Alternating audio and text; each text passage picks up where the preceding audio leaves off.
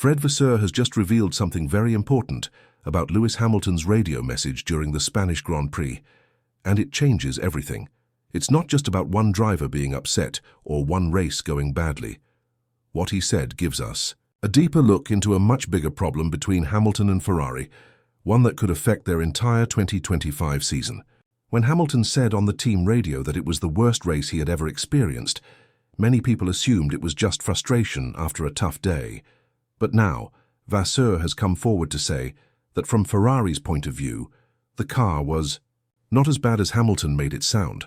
He pointed to the data, especially the lap times during the final stint, and claimed there was some good performance hidden there. To him, Hamilton's frustration seemed over the top. But that's exactly why this moment is so important. If a 7-time world champion feels like the car is completely out of his control, and at the same time the team believes things were going fine, then something is wrong. That's not just a problem with performance, it's a problem with communication, trust and connection. And if that problem keeps getting worse, it won't matter how many upgrades Ferrari brings. The real issue is that the relationship between Hamilton and the team is starting to break down. This race wasn't just a one-time moment of anger. In recent races, Hamilton's voice on the radio has sounded more and more disappointed. In Spain, he quietly let Charles Leclerc pass him without a single word. He ended up behind midfield drivers.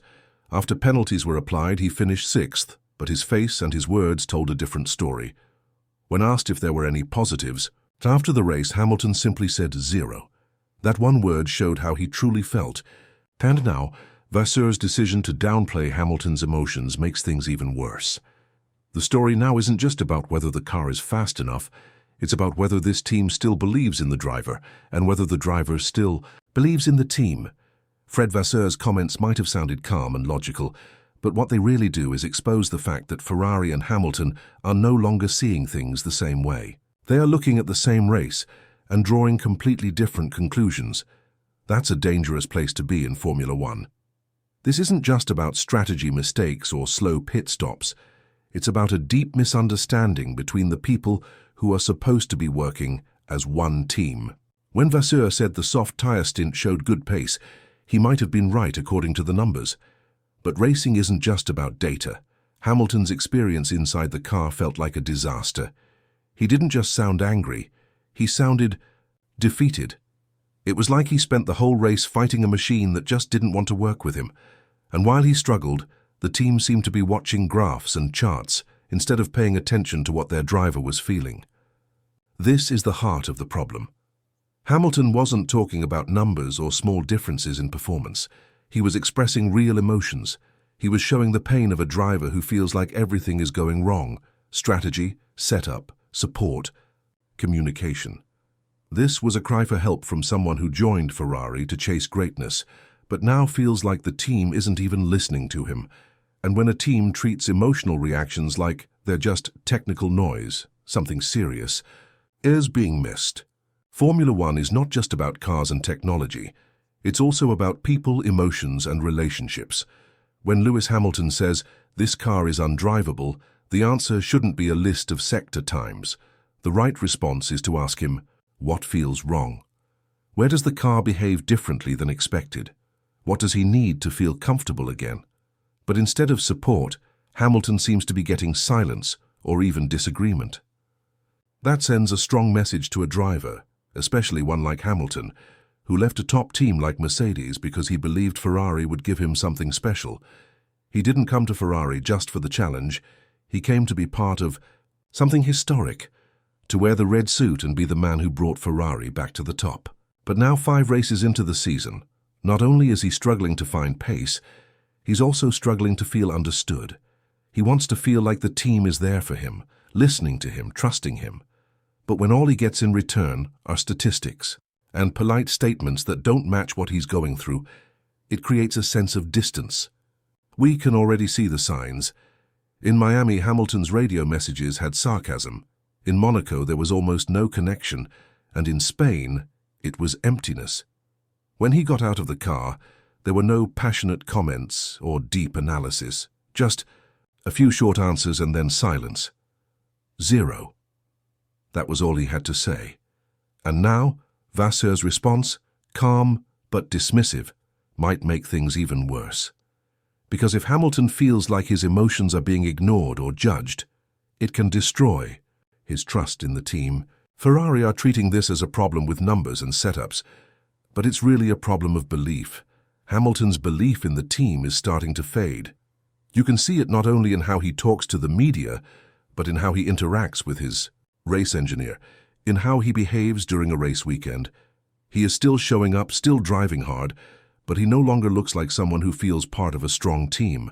And once a driver starts to mentally check out, no amount of upgrades can bring him back. Yes, Formula One is about milliseconds, setups, and strategy, but it's also about trust, passion, and mindset. And Hamilton's mindset is sending out warnings that Ferrari need to take seriously. If they don't act fast, they risk losing more than just a few positions on the grid. They could lose the most valuable part of this project, Hamilton's belief in it. But it's not too late. This situation can still be fixed. The solution is not just to build a faster car. The real solution is to rebuild the connection between the driver and the team. That means having honest conversations. That means treating Hamilton's feelings as important, not as distractions. It means not waiting for the data to prove him right, but listening to what he says when he's in the car, lap after lap, race after race. The reason Vasseur's comments matter so much is not just because of what he said, but because of what they show. Ferrari and Hamilton are not on the same page right now. They are racing together, but they are not united. And if this continues, this partnership could fall apart.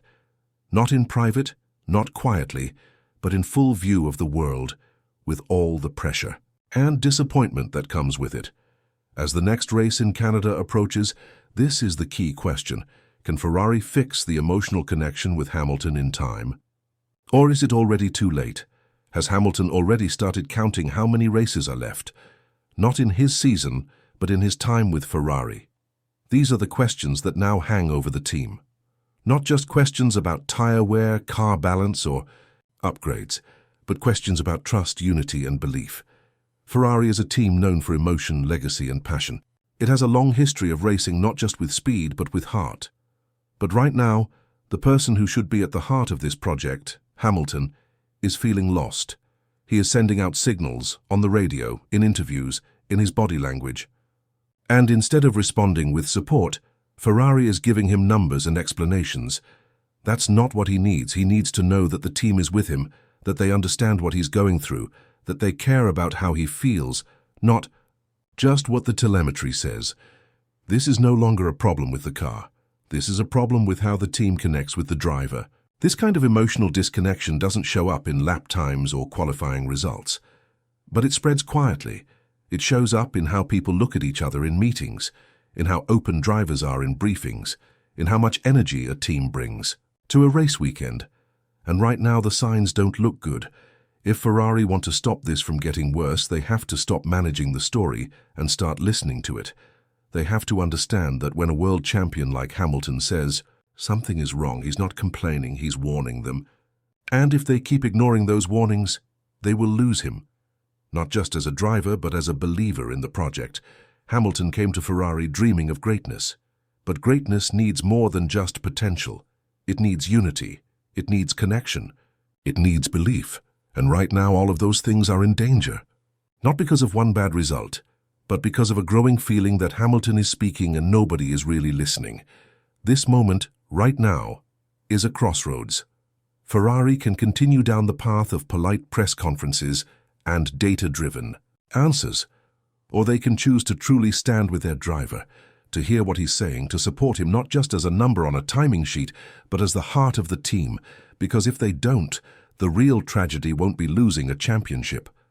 It will be losing the chance to create something truly special, something both Hamilton and Ferrari dreamed about when this partnership began. And all of it started with a simple but powerful message on the radio. This car is undrivable. It's the worst ever. Ferrari didn't just need to listen to the words. They needed to hear the meaning behind them. Because behind that frustration